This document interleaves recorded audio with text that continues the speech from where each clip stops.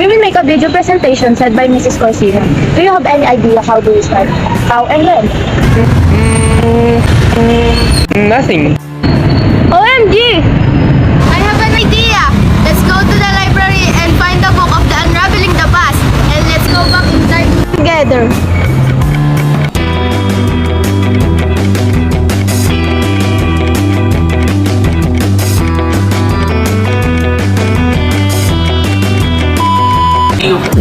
Here it is, the one going to the past, the Unraveling the Past.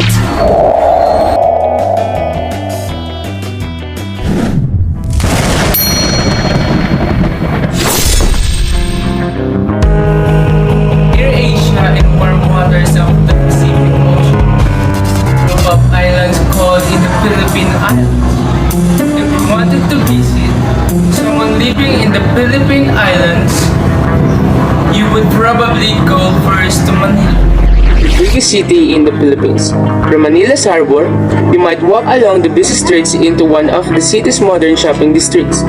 Here are city people you might like to visit, or perhaps you'd like to go outside the city of Manila, away from its big buildings, harbors, and out of the peaceful farm countryside of the Philippines.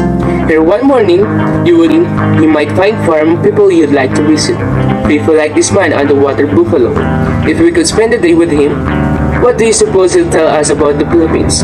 Let's listen to him. We always get ready for work early, while the day is cool in my village. My barrio, as we call it. My neighbor Pablo is getting ready to go to his rice fields. Too has a water buffalo, what we call a carabao. Carabaos are used for doing heavy work, hauling loads, plowing fields and such. Although another of my neighbors, Cesar, has a modern tractor he uses in his large rice fields. Other neighbors of mine take the village bus to go shopping in the next barrio, or to plantations where they work. Before I, too, go to work, I usually have breakfast at my house. I built it high above the damp ground of strong bamboo and nipa leaves, which grow nearby. In our open kitchen, I see my wife Dolores is making breakfast. There is plenty of fresh fruit, papayas and mangoes from the trees around us. And we have, steaming hot rice. Of course, my son. Well, I encourage you to not skip this video, for I am going to tell you the history of science and technology in the Philippines. Science and technology in the Philippines first started. Its trace was found in some archaeological finds and has been traced of how Filipinos live with the use of science and technology. Early Filipinos engaged themselves in weaving, shipbuilding, mining, and farming that led them in creating the first product of engineering, which is the banana rice terraces. Also, Filipinos during that period engaged themselves in herbal medicine and made themselves an alphabet, counting methods, weights, measurement system, and the calendar is based on the periods of the lunas. Next is the Spanish colonial period. During the Spanish colonial period, formal education has been introduced and the foundation of scientific institutions like the University of Santo Tomas has been created.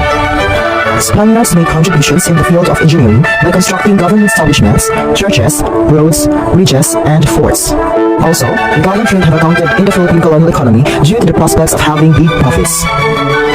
Science and technology has been also introduced during the American period and post-Commonwealth era. Science during the American period was inclined towards agriculture, food processing, medicine, and pharmacy.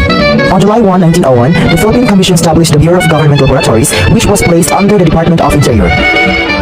The Marcos era and the martial law.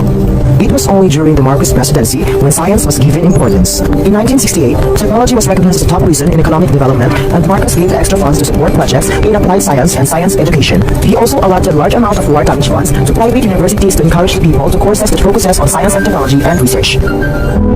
The Fifth Republic.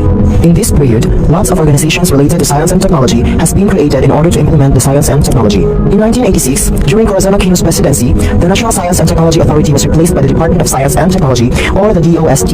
It was also during this period when the government provided scholarships for students who are interested in taking up courses related to science and technology.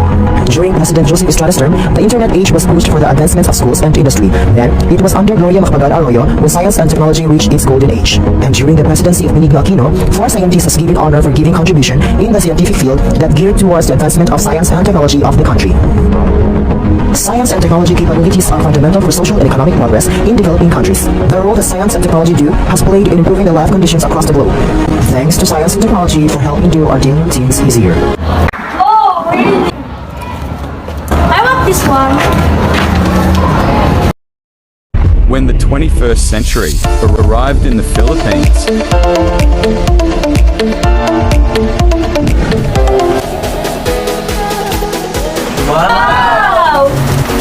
To be short, the 2003 people are modern people who compare to the past when it comes to protein compared to the days 21st century and the 90s people are very conservative compared to today, even back in 2003.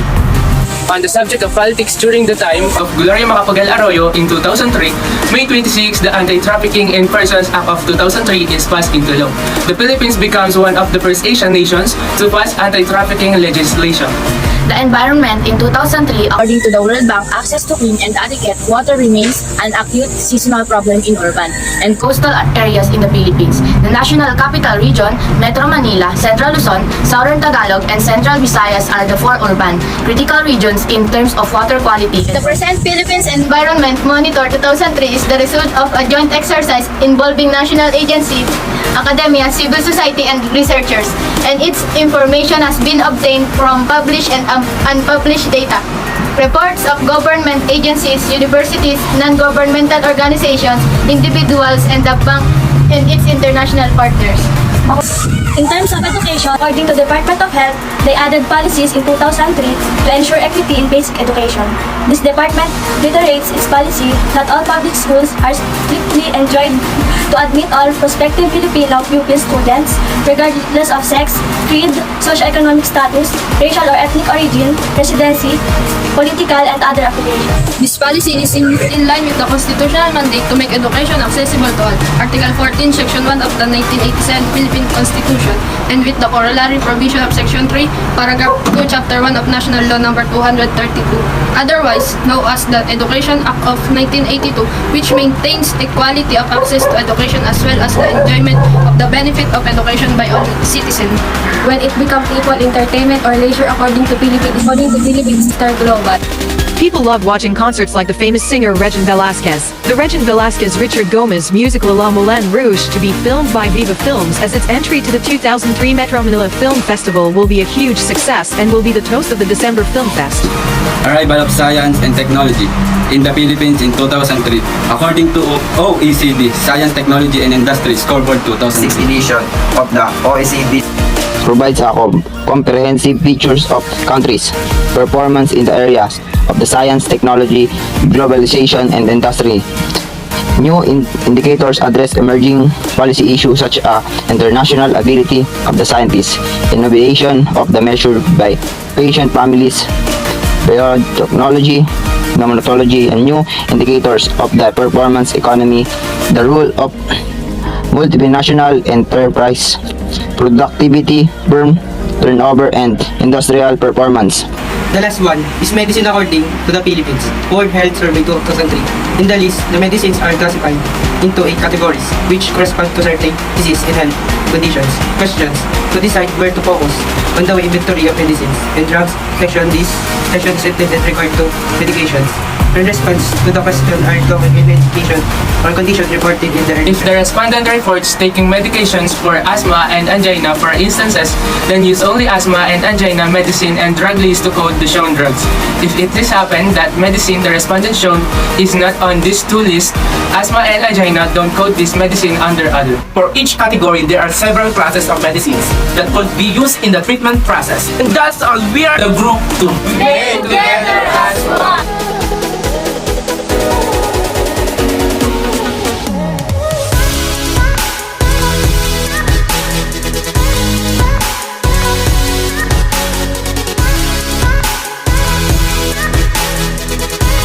I got my head out the